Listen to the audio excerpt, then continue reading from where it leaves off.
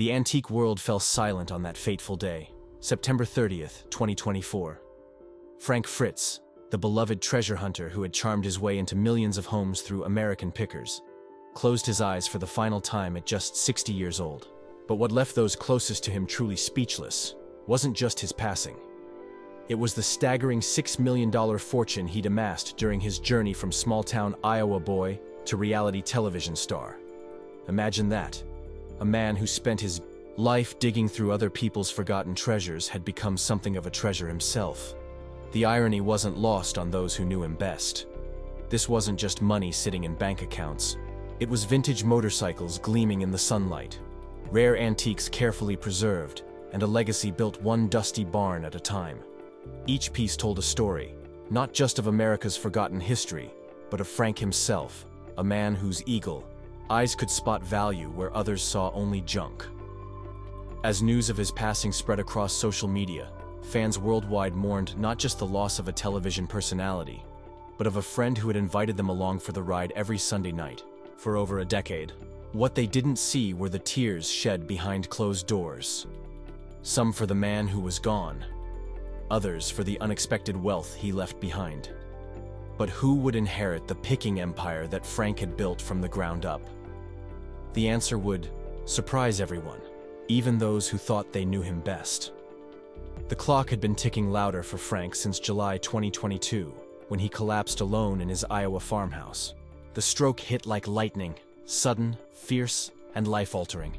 For a man who had spent decades on the road, crisscrossing America's heartland in search of hidden gems, being confined to a hospital bed was perhaps the cruelest fate imaginable. His body, once nimble enough to squeeze through crowded barns and attics, had become his prison. Late sequela of cerebral infarction, read the clinical words on his death certificate. Medical jargon that failed to capture the brutal reality of Frank's final 2 years. But the stroke was only half the story. Aortic stenosis had been silently narrowing his heart valve, forcing his heart to work harder with each beat.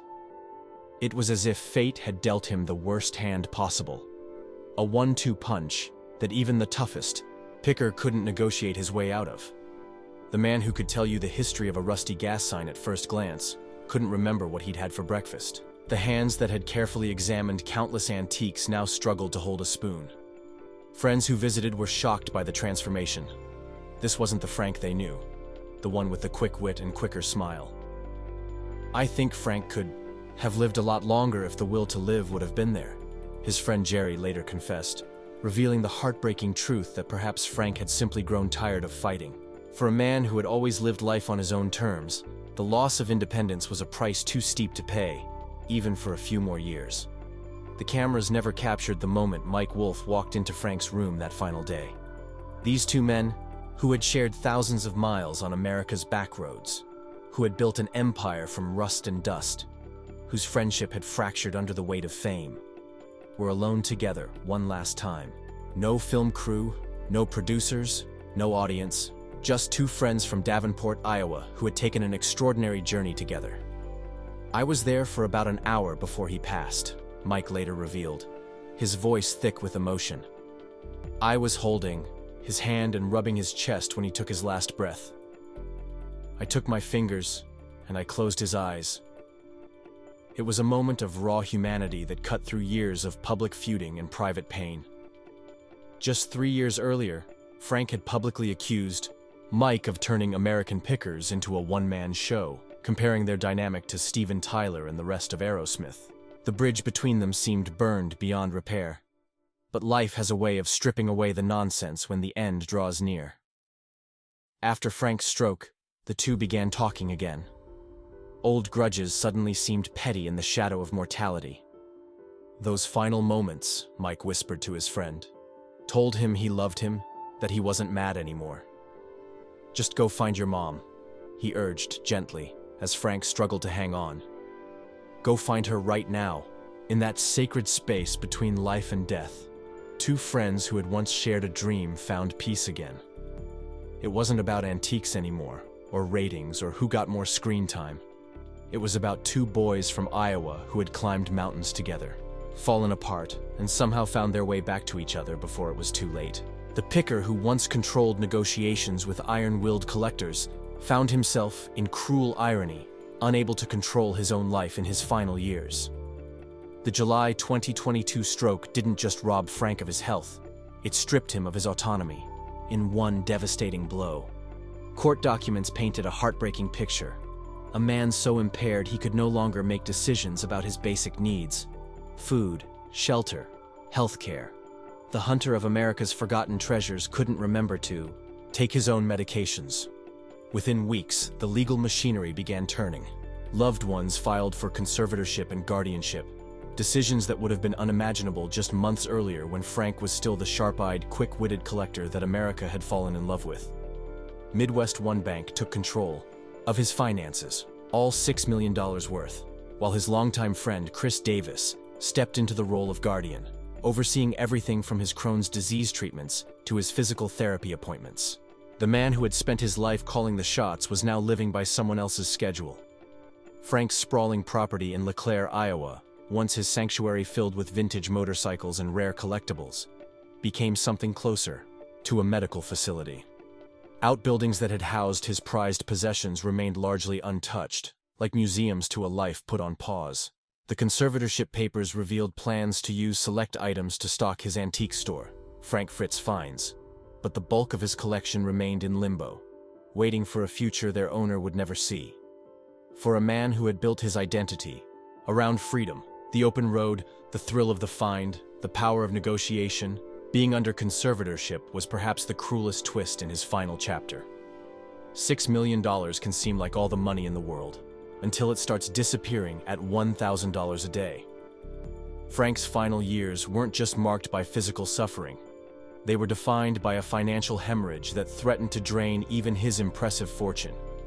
The stark numbers tell a story more painful than any medical diagnosis: $30,000 per month for medical and in-home care after his stroke. That's nearly $1,000 evaporating every single day. Enough to buy a vintage motorcycle or rare coin collection each month. The very treasures he had spent his life hunting. This wasn't just about hospital stays or prescription medications.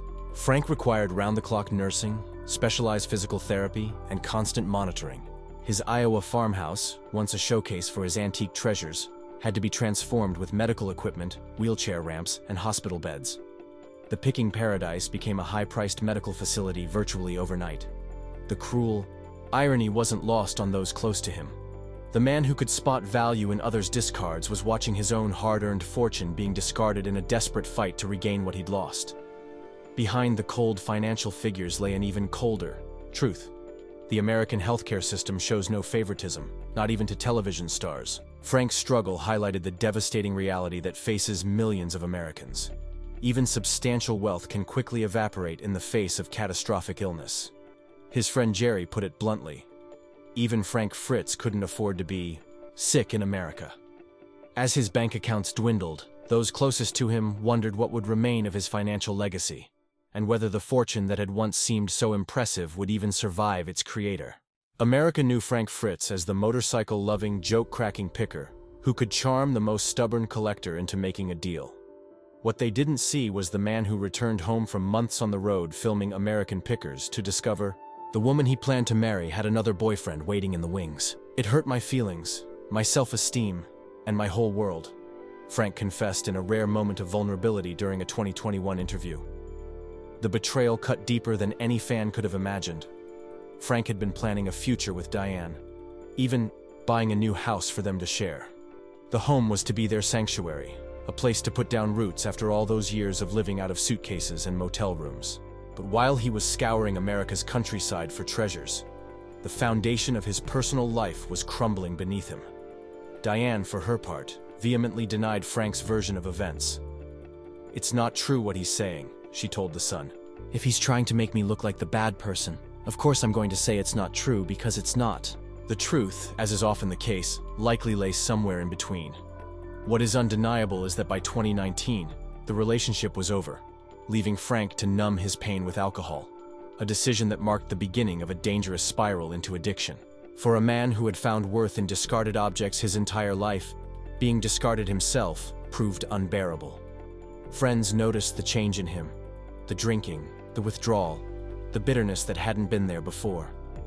The warm smile that had charmed America began to fade, replaced by a hardened edge that kept even those closest to him at a distance. The man who could find value in anything suddenly couldn't see value in himself. A personal tragedy far more devastating than any financial loss. Before millions knew his name, before the History Channel made him a star, Frank Fritz was just a fire inspector in Iowa with an unusual hobby. For 25 years, he methodically checked fire extinguishers and safety systems in buildings across Davenport. A steady, reliable job that couldn't have been further from the glamour of television. Yet even then, the seeds of his future were being planted. While inspecting an old factory, he might notice a vintage advertising sign gathering dust. In a restaurant kitchen, his eyes would drift to an antique clock hanging forgotten on the wall. Frank wasn't just looking for fire hazards. He was training the eagle eye that would one day make him famous. His collecting had started innocently enough. Rocks as a child, then beer cans as a teenager. There was something about holding history in his hands that spoke to Frank in a way nothing else did. Each object told a story of the people who made it, who used it, who valued it enough to keep it, and who eventually forgot about it. Long before cameras were rolling, Frank was rescuing America's discarded past one piece at a time, filling his home with the treasures others had overlooked. The leap from fire inspector to television personality seems impossible, until you understand that Frank never changed who he was. The same authentic, straight-talking guy who could put nervous building managers at ease during inspections was the same man who could convince reluctant collectors to part with family heirlooms. When American Pickers premiered in 2010, viewers weren't watching a performer. They were watching a man who had turned his lifelong passion into an unexpected career. Frank's journey reminded America that it's never too late to transform a hobby into something extraordinary, that sometimes the side road you've been traveling all along can suddenly become your main highway. While the cameras captured the thrill of the find, they barely scratched the surface of the empire Frank was quietly building. American Pickers wasn't just a television show for him. It was the cornerstone of a multifaceted business that spanned publishing, retail, and personal appearances. Frank didn't just find treasures. He created a brand that transformed rust into gold. Over 300 episodes and 22 seasons, viewers watched as he haggled, hunted, and sometimes walked away, never realizing they were witnessing a masterclass in both entertainment and entrepreneurship. Away from the spotlight, Frank's antique shop, Frank Fritz Finds in Savannah, Illinois, became a mecca for collectors and fans alike.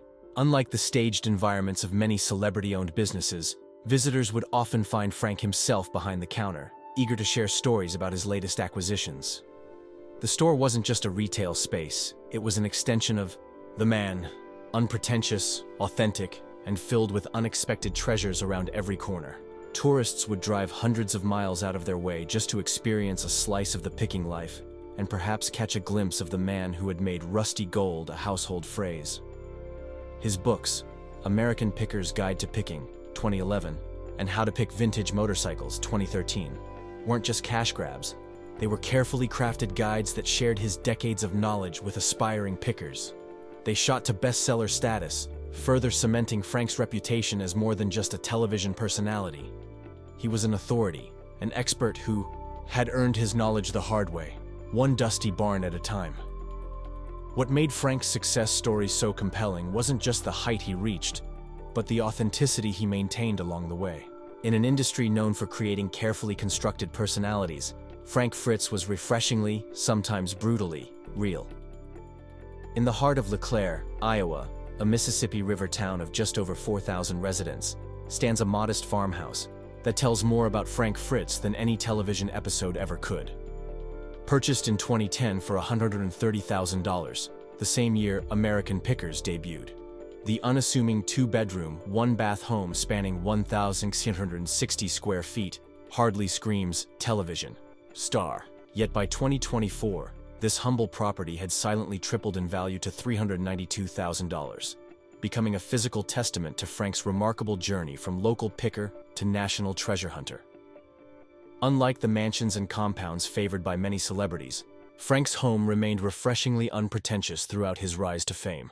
Set on 3/4 of an acre with an adjacent parcel of land, The property wasn't designed to impress visitors or make architectural statements. It was, quite simply, a comfortable place to rest between picking adventures, a sanctuary, where Frank could surround himself with his most treasured finds and momentarily escape the pressures of television production schedules and public recognition.